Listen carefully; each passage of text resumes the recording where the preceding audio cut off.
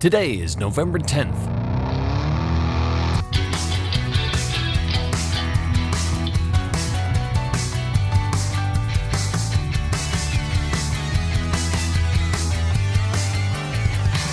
It's the 315th day of the year, and this is the On This Day podcast. More than 1 billion years ago, carbon is compressed deep in the earth beneath what many years later will be the Golconda Kingdom, and later still India.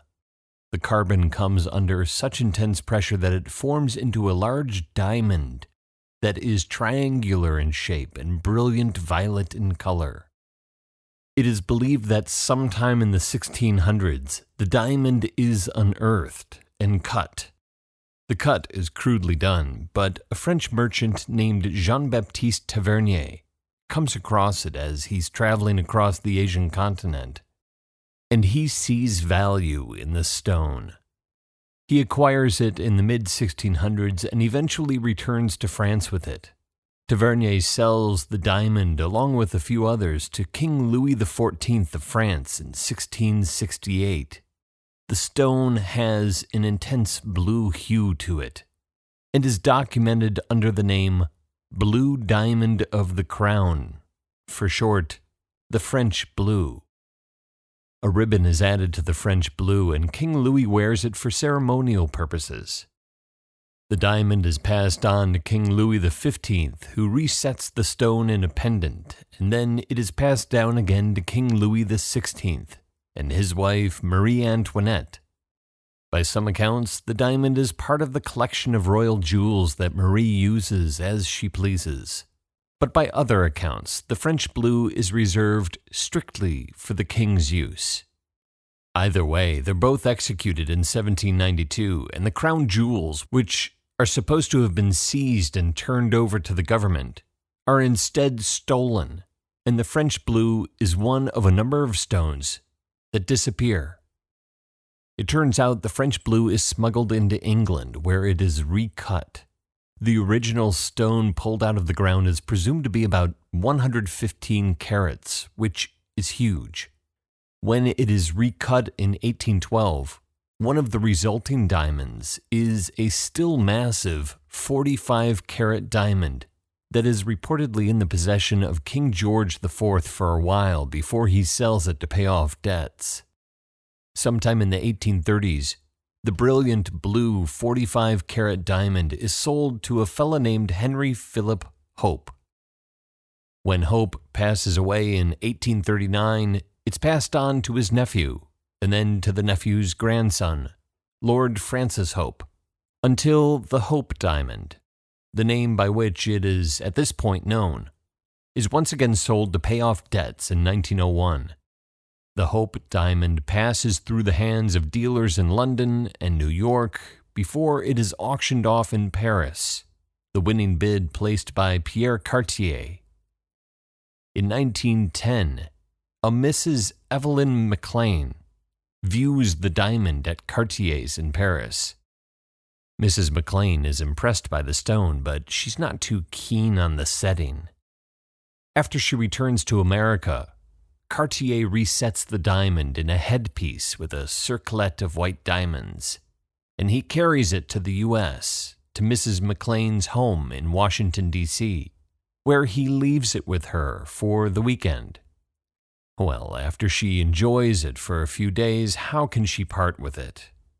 So Evelyn McLean and her husband Edward Beale McLean, who later inherits the Washington Post newspaper, they buy the Hope Diamond from Cartier in 1911 for $180,000.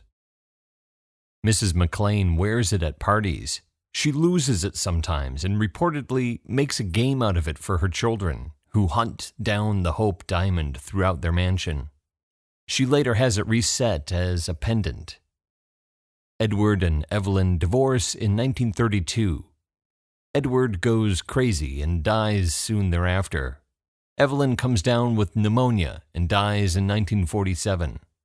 She leaves the diamond to her grandchildren, who 2 years later sell it to pay off her debts. In 1949, jeweler Harry Winston of New York acquires the McLean's entire collection of gems and jewels, including the Hope Diamond. Many storied gems lay upon the velvet of Harry Winston's display cases at one time or another, but the Hope Diamond is one of the rare gems that he exhibits on tour across the United States and around the world as part of his Court of Jewels tour.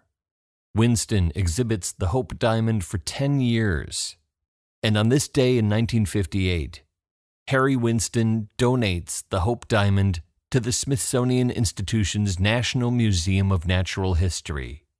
Winston sends it back to Washington, D.C., mailing it in a box wrapped in plain brown paper and insured for $1 million. The Hope Diamond is said to be cursed. There's a whole list of people who allegedly meet a tragic fate after coming in contact with the legendary stone. There's, of course, King Louis and Marie Antoinette, who shed a few pounds off their topside after taking possession of it.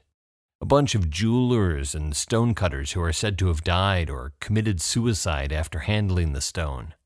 There's Jean-Baptiste Tavernier, who brings the diamond from India in the first place. He's said to have been torn to pieces by wild dogs. How pleasant. And the McLeans, who end up divorced, deranged, and diseased after owning the Hope Diamond.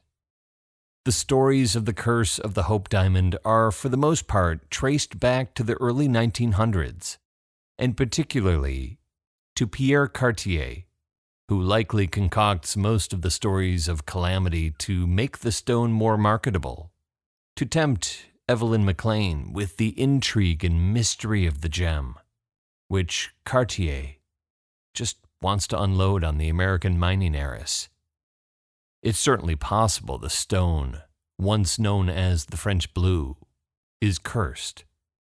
However, the folks at the Smithsonian say they've had nothing but good luck with it, with many successful exhibitions of the gem and increased attendance of those who come to see in person the Hope Diamond, donated by Harry Winston on this day in 1958. Today, the Hope Diamond is valued at approximately $250 million. There are 51 days left in the year.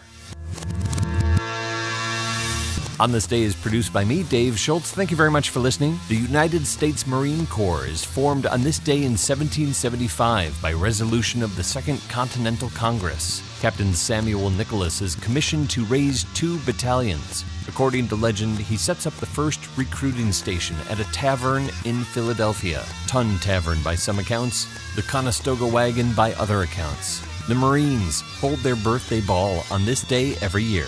So if you're still listening, Semper Fi. Talk to you tomorrow.